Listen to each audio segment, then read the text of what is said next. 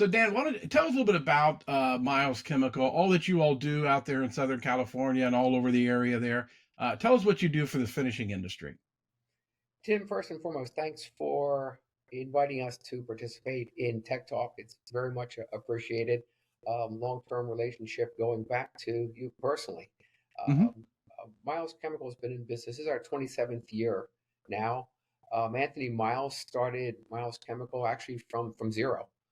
We had both worked for a chemical distributor, and Anthony saw the vision of people doing business with people. And with that, started Miles Chemical from zero. Mm. We started out as a chemical distribution company, primarily distributing, full line of chemistry, focused at the time on the metal finishing and the printed circuit board markets. Also, what Anthony's vision was is we delivered the chemistry. Hey, we should be picking up the waste, picking up the empties as well. What we found as his business grew with the location in the northern part of Southern California was to be logistically challenged. Mm. Everybody knows about or hears about the traffic in Southern California. If you're trying to make 10, 15 stops per day with traffic, it's a challenge. And so we found a facility, it's actually the old Micel chemical Mm. facility in Anaheim that for us made a lot of sense to be able to cover the Orange County, the Riverside, and the San Diego markets. So when that opportunity became available, Anthony jumped at that. The vision at the time was for distribution. What we found, though, as we got into the facility and learned more about it, there's a file cabinet full of some real interesting formulations, including wastewater treatment. We had the lab as well, both for customer service as well as for our production. Had a production facility as well.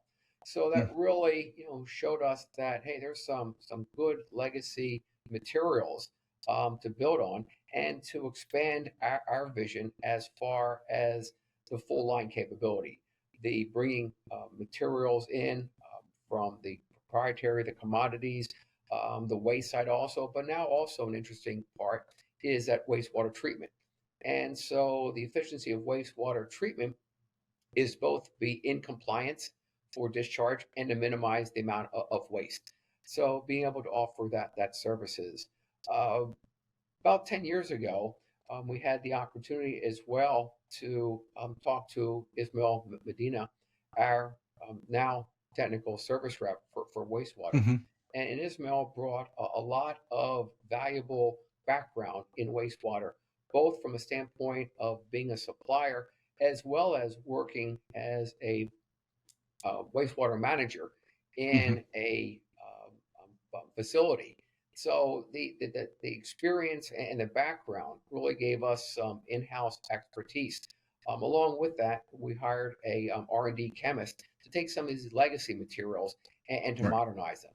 So it's really Right. been a good um, opportunity for us, and especially in California. Not only is it hard to get here to California, but also from the standpoint of the pandemic and what that did as far as limiting transportation, and it's really a whole week trip out for other suppliers. So by being here local, having the facility, being able to blend materials here, having the tech support here locally, it's really been a great opportunity experience for Miles and our Right. customers. Yeah, great. I appreciate that. Appreciate explaining exactly all that you all do. I know you guys do a lot out there for the industry and such. So, Ismael, let me ask you. Like I said, Dan had talked on wastewater and pretreatment. Let's talk a little bit about kind of take a technical dive on the value of solids recycling in wastewater pretreatment. So, give us a little overview of that and why that's very important. Well, solids recycle definitely is a practice that's underutilized, and people don't really see the benefit. It's hard to get them to see the benefits, but there are a lot of benefits from reusing chemistry that you typically wouldn't re or use on one pass.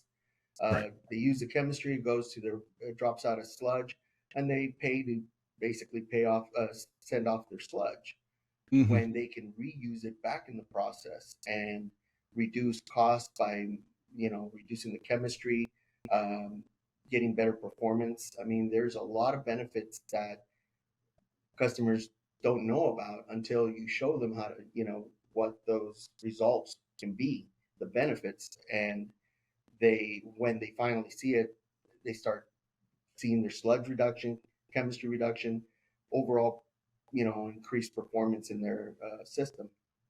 Right. Sounds to me like cost savings, a lot of what you're talking about, right?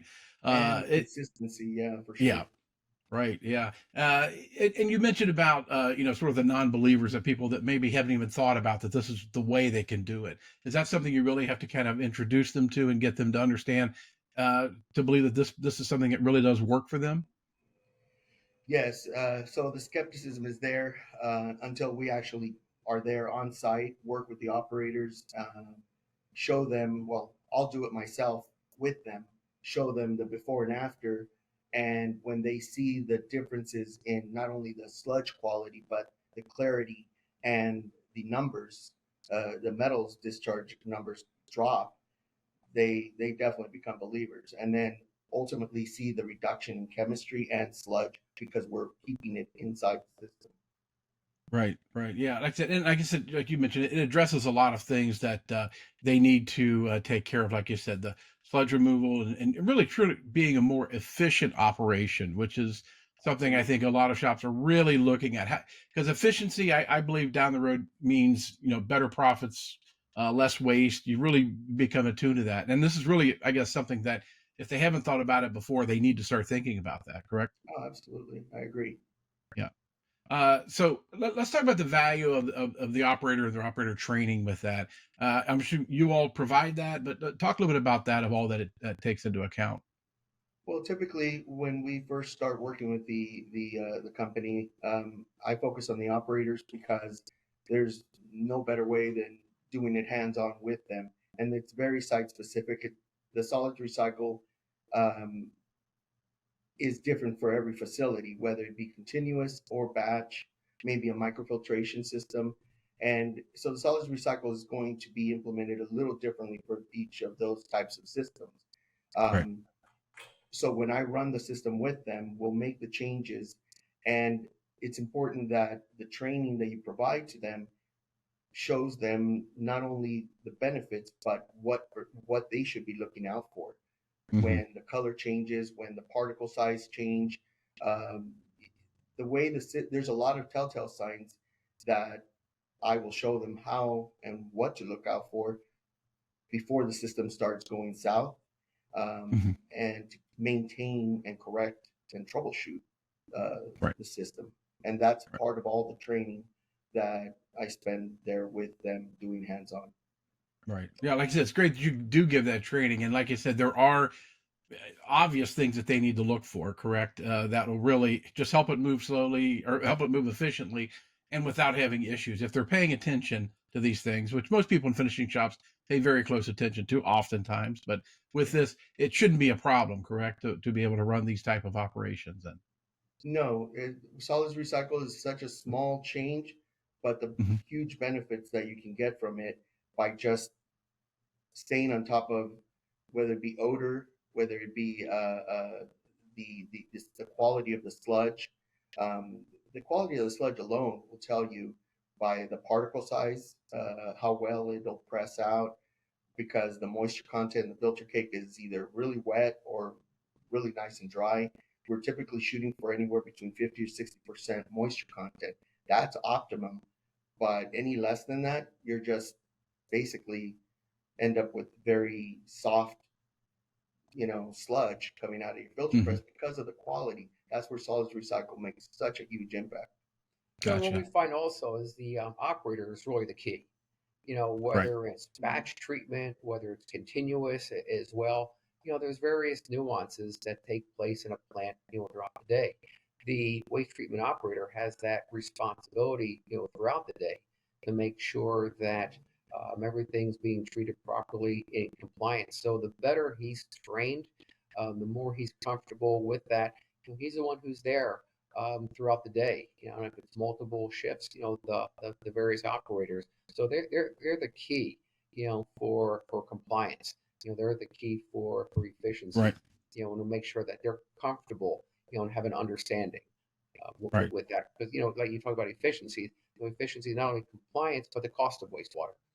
And to Right. be able to minimize, that cost as well. Right. Let's talk specifically about some of the products that you all carry.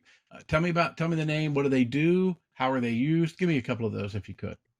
Well, a couple of excellent products I think are available for specific metals that are very uh, troublesome to a lot of facilities. Is for Mm-hmm. nickel or cadmium.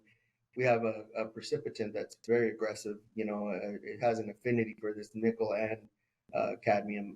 The CoPrep CMG. It's a Mm-hmm. calcium-based precipitant that is very aggressive.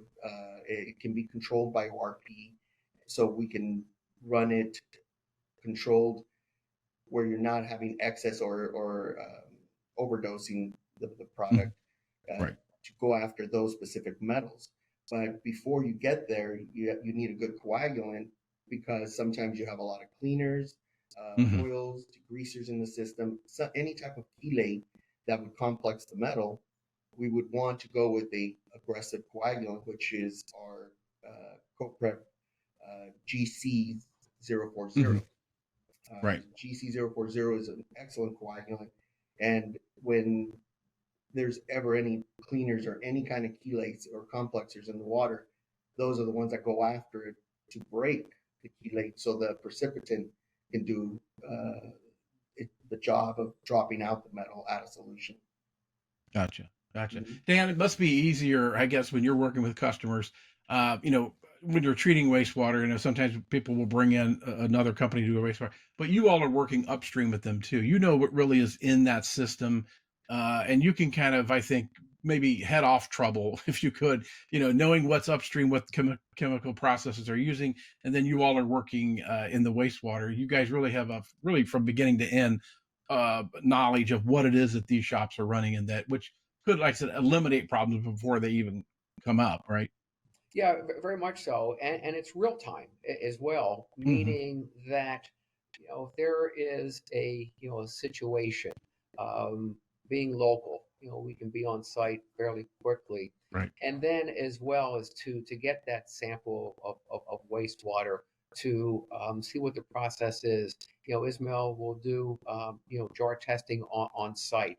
Need being take it back to the lab, coming up with what that right solution is, and it's kind of neat to watch Ismael and our chemist working with some of these products and making some adjustments, some tweaks to them. So yeah, it's both from the standpoint of having that knowledge upstream, but also just being local, real time Right. available, working with that solution, as that solution's processing through the system. Right.